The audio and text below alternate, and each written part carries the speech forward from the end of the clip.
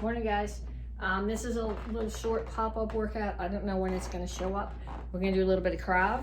If you're having withdrawals from Krav, whether you normally take the teen class or you take CDF, I did another Krav workout way back at the beginning when we first started this and only had a couple of views. So go back and look for that one too. We're going to start off with punches.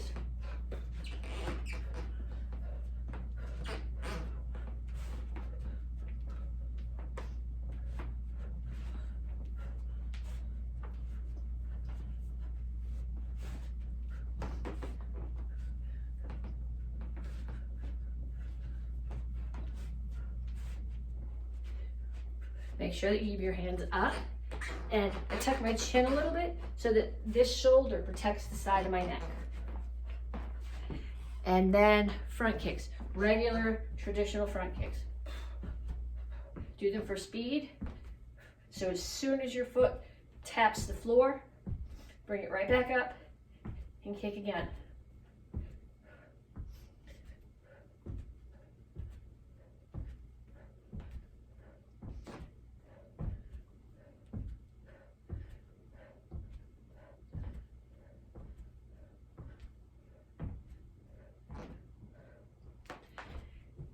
And this time, hammer fists. You can throw them sideways, you can throw them across. Pretty much anything you can do with a punch, you can do with the hammer. It's just that instead of hitting with these two knuckles, which if you don't hit correctly, you're gonna hurt your hand, the hammer you're hitting with this, so you're less likely to damage yourself. So this can come straight down on a collarbone, on the bridge of a nose. This can come into the side of somebody's neck, into their temples. Same thing here. And then instep kicks, the same way we did the front kicks. These don't come high. They're meant to be a groin kick. Someone the same height as you.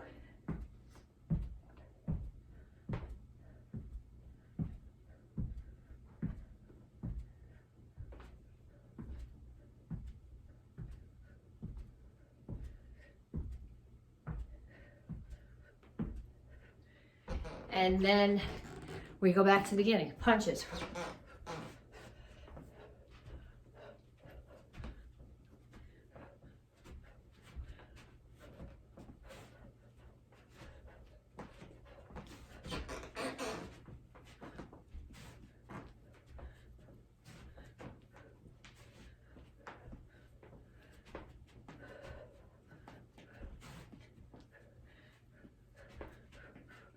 And front kicks. These can be higher. Think about hitting somebody right at the solar plexus and buckling them.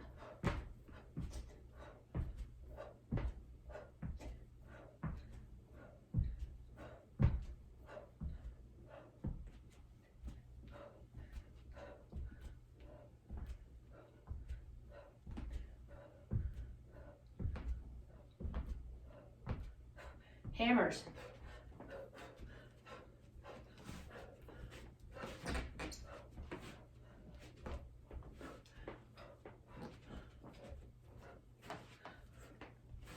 Okay, notice if I'm throwing something with this hand, I've got the other one up to cover my face. In this stance, I've got this hand up, but I got my shoulder protecting my face a little bit. Here, face is wide open, so the other hand is still up.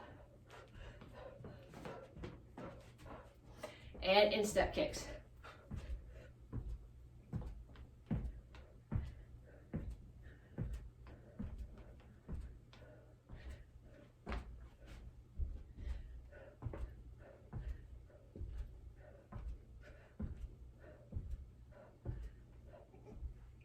Okay, stretch a little bit.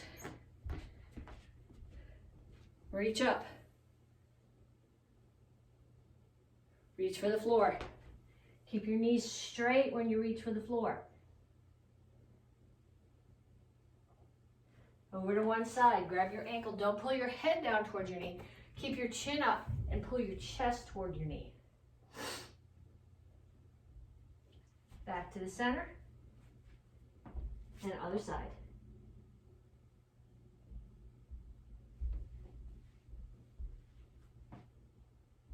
Bend your knees. Keep your heels on the floor. Go back a little bit more. Can you see me? Push your knees out. Rock back and forth. Put your hands down. Bring your feet together. Knees are not locked out here, but they're straight. Reach for the floor. Chin is still up. Bend your knees again. Keep your heels on the floor. And up. Okay, so we're going to start off with a few combatives. Important thing here is feet. From my guard stance, from my fighting stance, my hips are forward. Hips are forward. Back heel's off the floor. I'm right-handed, so it's always going to be my right heel off the floor. Weights off my left heel. And I travel. Step and drag. Step and drag. So I'm going to make boxes. Step and drag. Step and drag. Step and drag. Step and drag. 1, 2, 3, 4, 5. And then the other way. 1,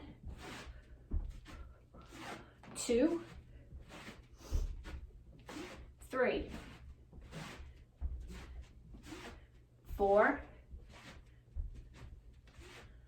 5.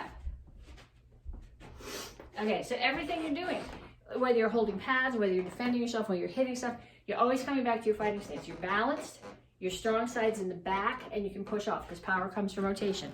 Okay, 360s. 360s are called what they are because they're a block that fill the whole circle. So technically there's what, an infinite number of points on that circle, but we're going to use 7 points. So 1, 2, 3, 4, 5, 6, 7. So you start in your fighting stance, and I'm going to call out a number, and you're going to block to whatever number I call out. I'm going to use my front hand for now to start. So I'm here in my fighting stance. So if you get called out 2, it's going to come here. 4, 6, 1, 3, 1, 5. Yeah, 5, I'm going to go this way. 6. And then backhand, if it's coming from this side, 1, 3, 5, 7. Okay, so you have a circle like that. What I'd like you to do is I'll call out some numbers for you, but I can't really see you for feedback. So if you can get somebody who lives in your house with you to either call out numbers or attack you. The attacks don't go like this. The attacks come full circles, nice and slow, to whatever height they want you to block at.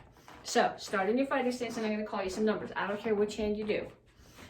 1, 7, 1, 3, 6, 4, 2, 7.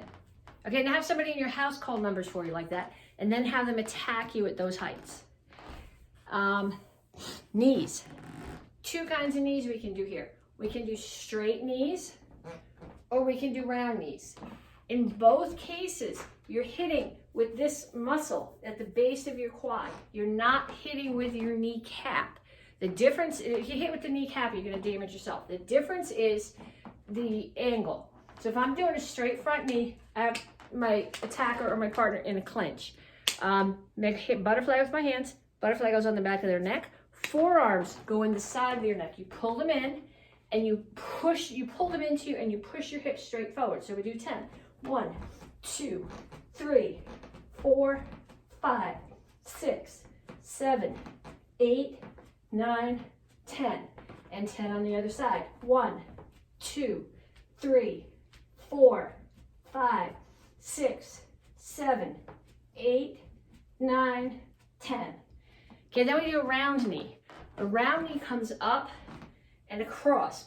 I know when we do a roundhouse kick, you chamber here and turn. The round knee does come around a little bit, so instead of coming straight up, like if I have a little bit of distance between me and my attacker, I can come straight up into them. But if they're right up against my body, I can't get my knee in between, so I have to come up and around to get them. So I'm not going to put them in a clinch here. I'm going to reach out and grab their shoulder. I'm still going to put my forearm in the side of the neck, and the knee's going to come around. So we'll do 10. 1, 2, 3, 4, 5, 6, 7, 8, 9, 10. And then on the other side, 1, 2, 3, 4, 5, 6, 7, 8, 9, 10.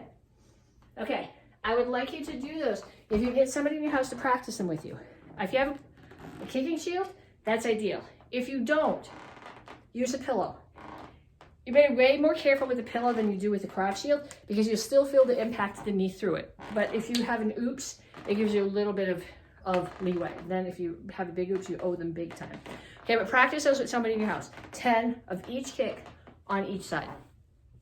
Okay, Krav self-defense. I like Krav self-defenses. There's no locks involved. It's just you get attacked. You take a split second to defend yourself and you become the attacker. They're also very intuitive. A choke defense, there's just a couple of choke defenses. They're all essentially the same. Someone chokes you. The important thing to do is get their thumbs or their fingers out of the part of your throat that keeps you from breathing. So the first most basic one is a pluck. Visualize that you have a button-down shirt on, okay? So what I'm gonna do is I'm gonna put my fingers, I'm gonna make little claws out of my hands. I'm gonna put them between the two top buttons and I'm gonna pull. Okay, so I'm not grabbing their wrist and coming off. I'm just coming here between my two buttons and pulling.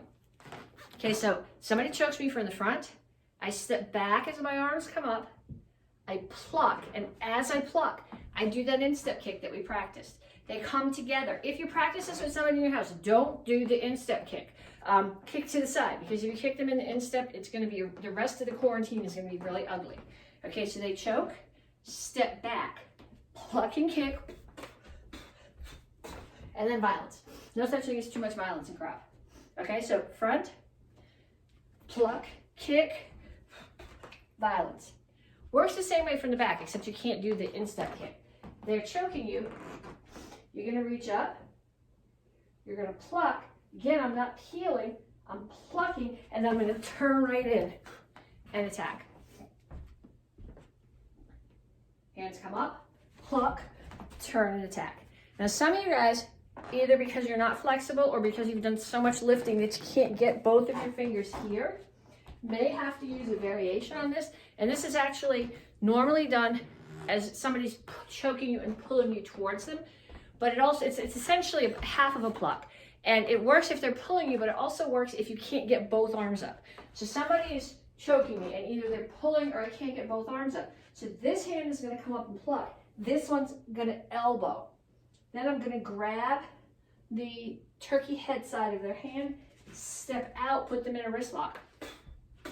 And then I've got control of their arm while I'm attacking. So again, this is a variation, either if they're pulling you or if you can't get both hands here. Hands come up, or one hand comes up, elbow, grab, wrist lock, violence. Okay, so, and then, we can do the side one works essentially the same way. They're choking you from the side. I'm not going to turn this way. I'm only going to pluck the hand that's in the front. I'm going to do it with this hand. So they're choking from here. I pluck, and as I do, I come up with the other hand to the elbow. If you're practicing with this someone at home, be really careful. Elbow, and then I'm there to attack. So, choke from the front with pluck. From the back. From the back if you can't get both arms up. And from the side. Okay, so those are all essentially the same self-defense. The other one that I like, and I really like, this is one of my favorite self-defenses, it's choke with a push, and it works whether they're pushing you in the middle of the floor or they're pushing you up against the wall. What makes it work is bringing your elbow, your side of your arm, all the way to your ear. It doesn't work if you're here.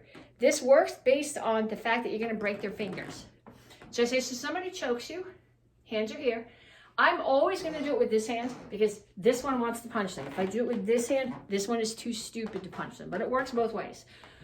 So they're choking me, they're in front of me, and I'm going to bring this hand up so that their hand is now trapped here between the side of my neck and my arm. And I'm going to step back with the opposite foot. As I do, I'm going to drop my weight and drop my elbow, which will break all their fingers. And then I can attack. Again, if you're practicing this with somebody in the house, don't break their fingers. Let go first. Okay, so it works the same way from the back. They're here. They're choking me. I bring this arm up. I step away. I break their fingers, and I attack. So from the front, step back, break. From the back. Okay, get somebody in your house to practice you. Stand in the middle of the floor with your eyes closed.